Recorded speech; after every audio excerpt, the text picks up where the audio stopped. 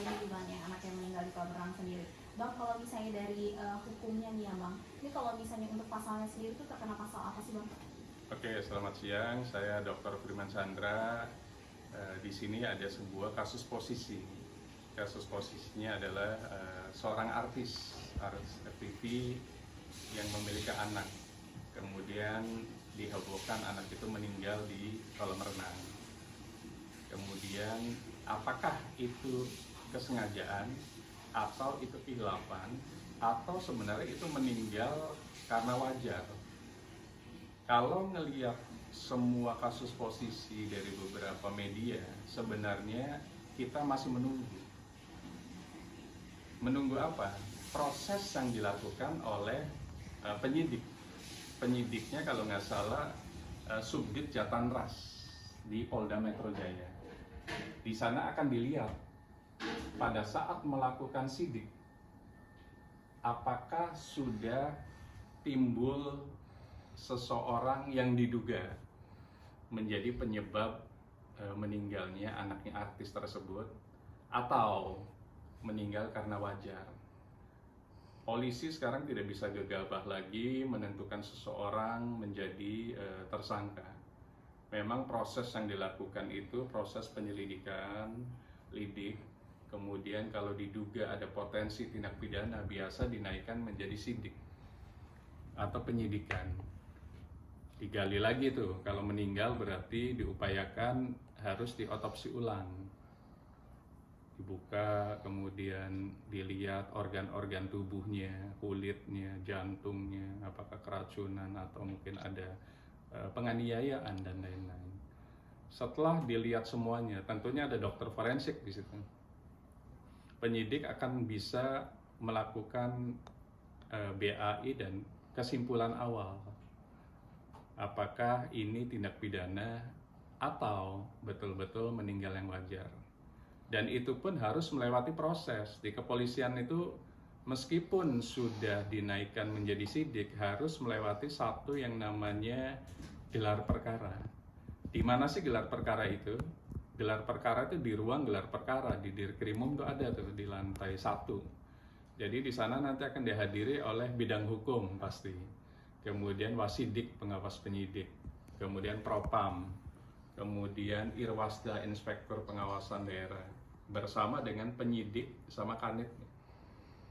Akan dilakukan paparan oleh penyidik dan kanitnya terkait dugaan tindak pidana ini apa gitu. Kemudian dibantahlah sama tim yang hadir di sana.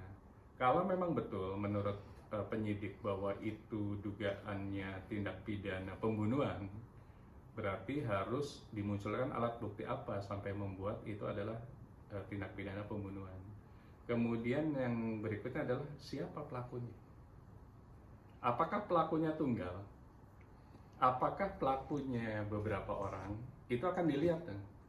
Kalau beberapa orang nanti ada aktor intelektual yang namanya dader kalau bahasa hukumnya. Kemudian aktor pembantu namanya match pleasure dan lain-lain dan lain-lain. Kemudian baru ditentukan seseorang itu menjadi tersangka yang mana. Apakah dadernya saja atau semuanya? Atau bahkan tidak ada unsur tindak pidana. Nah, disitulah nanti disimpulkan. Kalau terkait pasal sederhana, apakah direncanakan? Kalau polisi bisa mengidentifikasi bahwa itu direncanakan, karena apa? Karena ada dugaan penganiayaan terlebih dahulu misalnya. Kemudian kemarinnya direncanakan melakukan apa? Ada pertemuan untuk katakanlah misalnya perencanaan pemufakatan untuk menghilangkan nyawa orang tersebut. Pasal yang dikenakan itu hampir sama dengan pasal yang dikenakan pada saat kasus Verdi Sambo, yaitu pasal KUHP 340 dan ancaman hukumannya pidana mati sampai pidana mati, atau kalau hukuman penjara ya 20 tahun. Nah, itu prosesnya tidak serta-merta begitu. Ini kan baru ancamannya kan. Setelah sidik gelar perkara mengatakan adanya dugaan tindak pidana dan ada tersangkanya, itu tidak bisa langsung dihukum. Akan diproses dulu yang namanya ke kejaksaan. Karena ini Polda Metro Jaya, berarti yang berhak menerima perkara ini adalah Kejaksaan Tinggi DKI yang ada di Kuningan.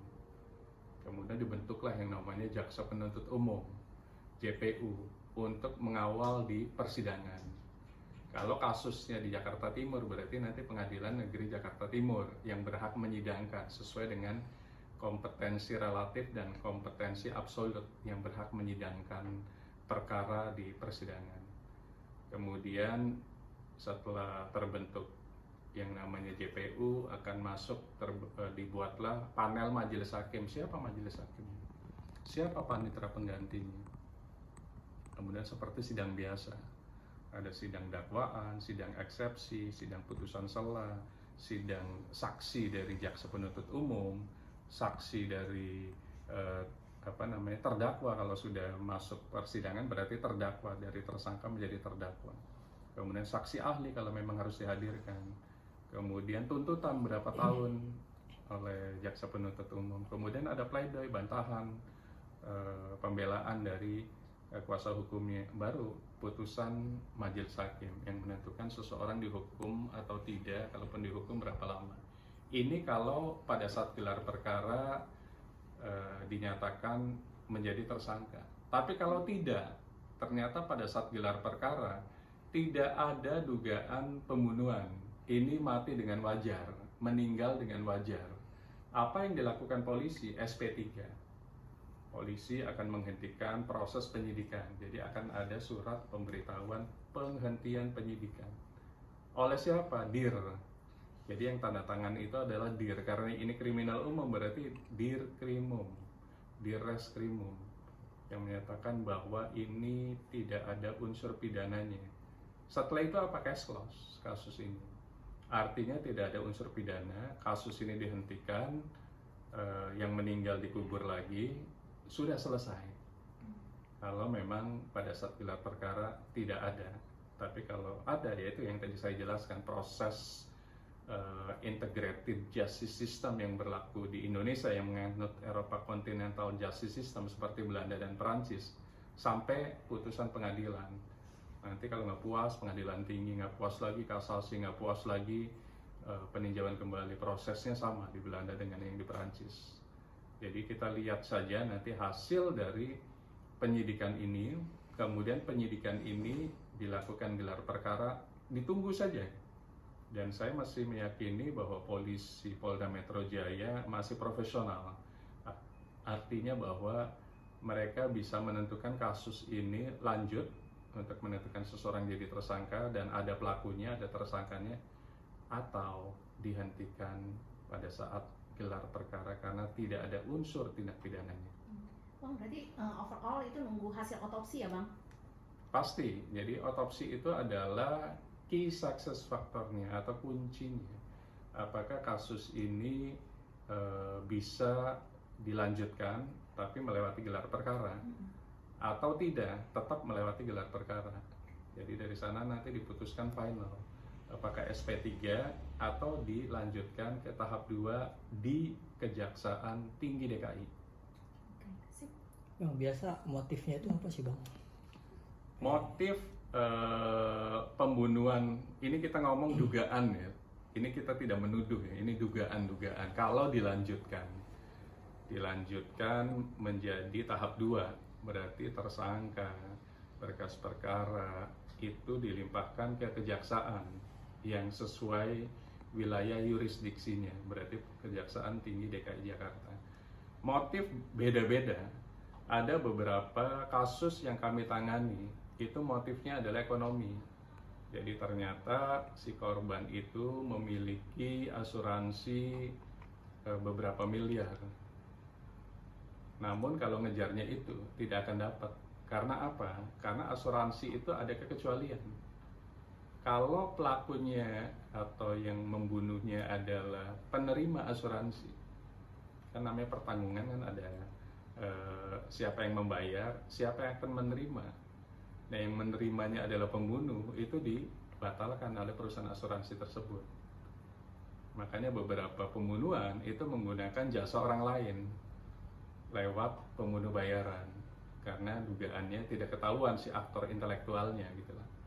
Tapi faktanya mayoritas kasus pembunuhan itu ketahuan akhirnya dadernya siapa.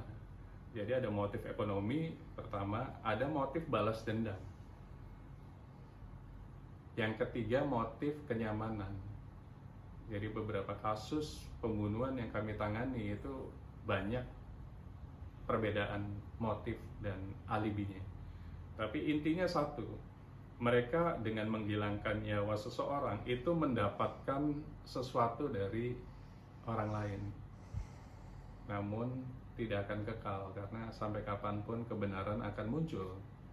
Meskipun agak butuh waktu lama, in the matter of time, tapi yakin ya kebenaran yang hakiki, apapun kasus pembunuhan, apapun kasus pidana, itu akan muncul tuh sebenarnya. Motif utamanya apa sih gitu. Nah nanti dia pun akan kena juga karmanya, atau bahkan bisa masuk juga ke pidana, bahkan di penjara, meskipun tidak ketahuan sekarang gitu. Karena banyak kasus dia kabur. Karena di Indonesia kan ada namanya daluarsa. Jadi misalnya kasus penipuan 3 tahun 4 tahun itu 12 tahun daluarsanya, banyak orang kabur. Tapi saya selalu menyarankan hadapi hukum itu. Kenapa harus kabur? Kenapa harus menghindar? Kenapa harus hilangkan HP supaya tidak bisa dihubungi selama 12 tahun? Karena Anda berbuat harus bertanggung jawab, itu sebenarnya. Kalau bukan di dunia pasti di akhirat nanti hukumannya. Jadi motifnya ada 3, motif ekonomi pasti, motif balas dendam, dan motif kenyamanan. Itu yang kasus yang biasa Firman Sandra Law Firm tangani di kasus pembunuhan tersebut. Kalau motif kenyamanan tuh bang, misalnya gimana?